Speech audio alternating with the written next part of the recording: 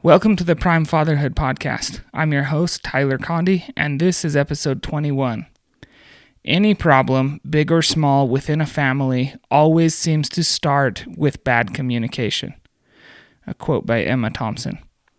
The single biggest problem in communication is the illusion that it has taken place, says George Bernard Shaw.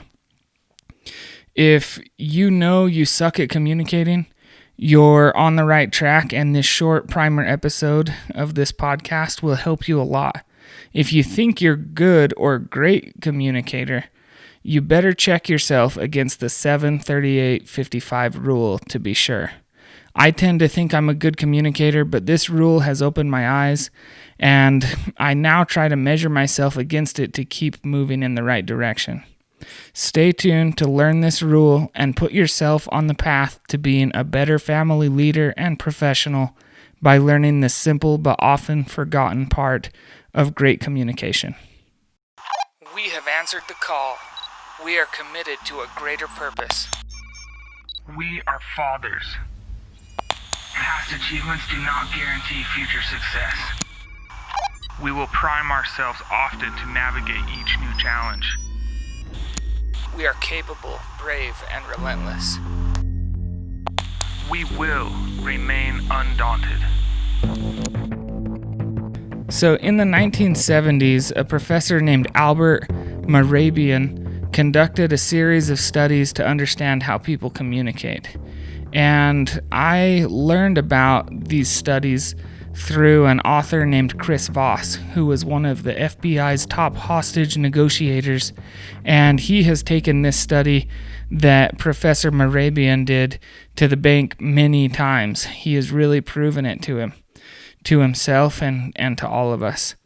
The culmination of this professor's studies was what he came up with as the 7-38-55 rule. And the rule is pretty simple.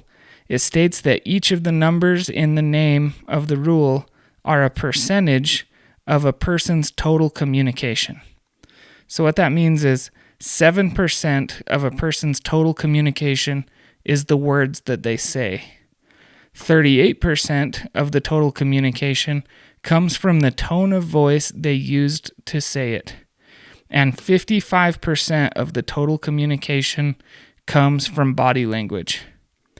So this is quite counterintuitive to what we would normally think, because normally when we're told you need to be a good listener, we think, okay, I'll listen to the words you say and think about those words harder.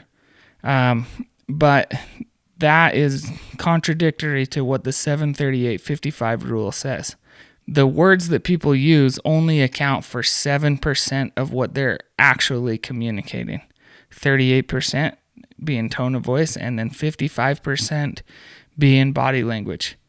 Of course, this is an average, and it's not totally accurate for everyone, but that's not really the point here. The point is that we really need to realize that words alone communicate the least when interacting. Then tone matters more, and body language counts the most. So, what does this mean when applied to real life?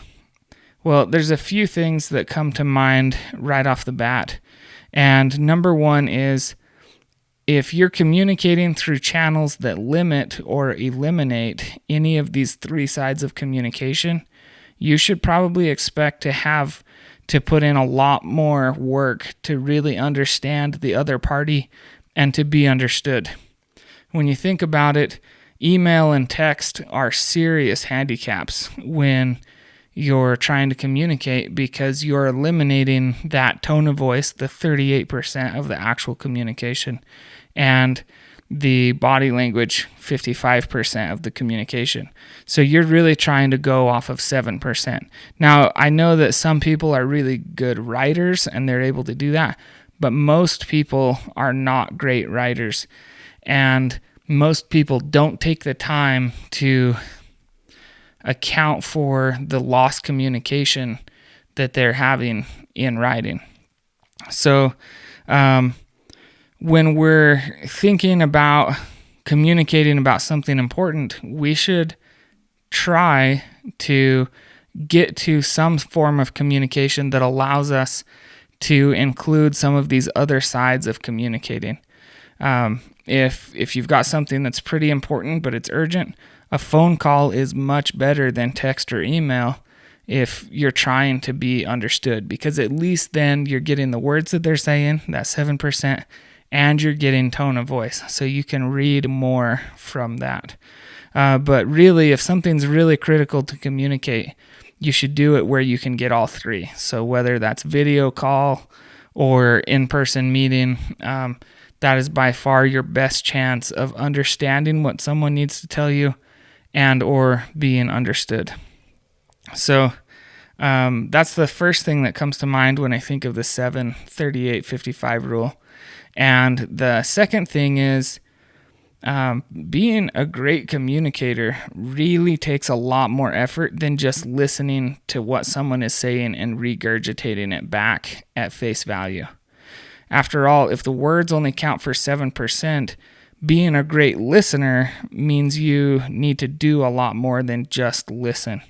You've got to be watching for body language. You've got to be listening to the tone that's coming out, thinking about the words that are said, and then you really have to reconcile all three sides of that communication and see if they add up to create one consistent message, or check and see if there's underlying messages coming through.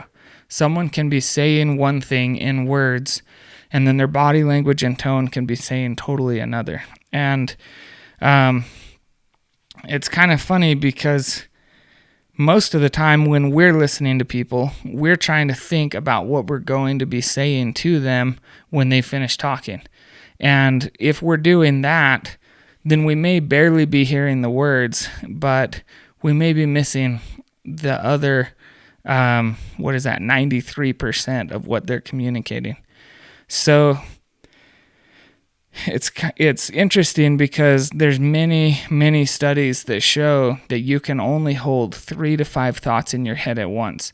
So if you're truly trying to understand someone or understand what's being communicated, you really don't have the bandwidth to be formulating an argument or a response while also listening to the words, paying attention to what that means, listening to tone of voice, and then watching for body language, and then reconciling everything that has to make sure that everything is adding up.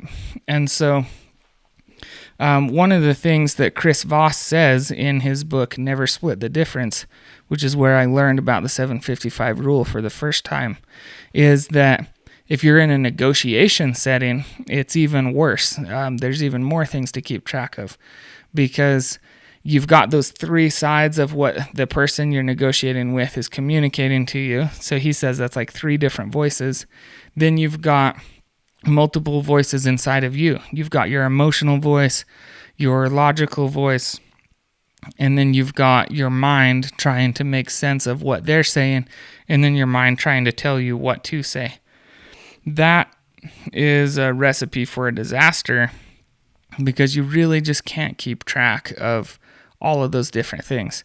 So what he said they do in the FBI is they have a different person listening to the negotiation for each different individual part of the communication. They have someone listening for context. They have someone listening for emotion and tone. They have someone watching body language, and they have someone fact-checking. And then all of those people are just passing little notes to the negotiator to help them to actually see what the whole picture is. And we don't have that opportunity when we're communicating in the family or at work. And so one of the things that I have been working on is just trying to really slow down the communication and verify that I understand what they're saying to me. And so a lot of times I'll try to listen to that tone of voice, watch the body language, and then listen to the words that they're saying. And Chris Voss teaches you to mirror them by kind of regurgitating the last 3 words that someone says, or taking what they're saying and repeating it to them in your own words, And what that does is it shows them that you're listening. It allows you to verify that you're understanding, but it also buys you time to come up with what you're going to say next, because you've asked them to verify and you're just waiting for a yes or no. The little mirroring technique is nice because it does slow communication down. And one of the things that I always tell myself, and it came from when I was racing mountain bikes as a kid. When I was a kid, I would make a mistake and then I'd try to rush and make up for that during the race. And then I would end up causing a lot more mistakes and getting flustered and out of breath and out of sync. And so somebody had told me, slow is smooth and smooth is fast. And what they were really saying was hit your marks, do your braking at the right point, accelerate at the right point, hit the jump or go down the rock garden at the right spot. And as long as you're hitting your marks and you're being careful, being slow, then you'll be smooth and you'll actually be faster. And I learned that over and over. And it goes the same for communicating. If we take the time to mirror and to reflect and to reconcile all of the different sides of the communication, we will get a lot more out of the communication. And even though the conversation talks longer or the conversation goes longer, we will be able to then move a lot quicker and get a lot more done, knowing that the communication was done properly and that there was true understanding held there. I see it all the time in work where someone will say something short and expect that they handed it off, and then when it comes down to it, the project gets done the wrong way because the expectations weren't fully explained or because someone didn't verify their understanding of what was being said. And so I think that that's a big part of learning and harnessing the 7-38-55 rule, is really just realizing that you can't do all the communication all at once. You need to slow it down and do it in stages. You got to do the reconciled and the mirroring, and then you can formulate your response and then move on. But that's just something off the top to think of. And then the third thing that the 7-38-55 rule brings to mind is that most people aren't in control of the whole message that we're putting out there. If someone focuses really heavily on the words that they dictate, they'll have typically less control of their tone and body language, and that will communicate either how nervous they are or the lack of confidence that they have, or if they're lying, or if they are really congruent, all sides of the communication add up, then you know that it's coming from a place of knowledge or confidence or truth. And so that's something to think about. If it doesn't add up, then that should be a trigger to ask more questions and to see what's really wrong and to try to explain what you're seeing. And in the family, that I think is really powerful, because a lot of times my wife will say, "I'm fine," or "Don't worry about it." And if I just take those words at face value, I know that it kind of becomes a cop-out for me, and it becomes a test for her where she's wondering if I'm really caring or if I'm really listening or thinking about what's going on. And it's not necessarily something manipulative that she does, but it's just that 7% of the communication. And I've learned that those couple sentences, "I'm fine, don't worry about it, I'll be okay," those are usually just, I don't know, maybe even less than 7% of the communication, because what she's really saying is, "I'm struggling with something, but I don't know how to talk about it," or "I don't think you have time to talk about it," or "I don't have time to talk about it." And so I have to really pay attention there and see what is going on. And then in my own life, my experience, when I think of the 7:38:55 rule, I feel like I use the words that I mean. I mean, of course, we all feel that way because we're not on the other side receiving the communication. We're just putting it out there and we trust that we did it right. But I also feel like I tend to have control over the body language, mostly because of the sales training and just a lot of the public speaking and talking and things that I've done. But what I've noticed is I really struggle with tone. I have a hard time controlling my tone of voice when I say certain things.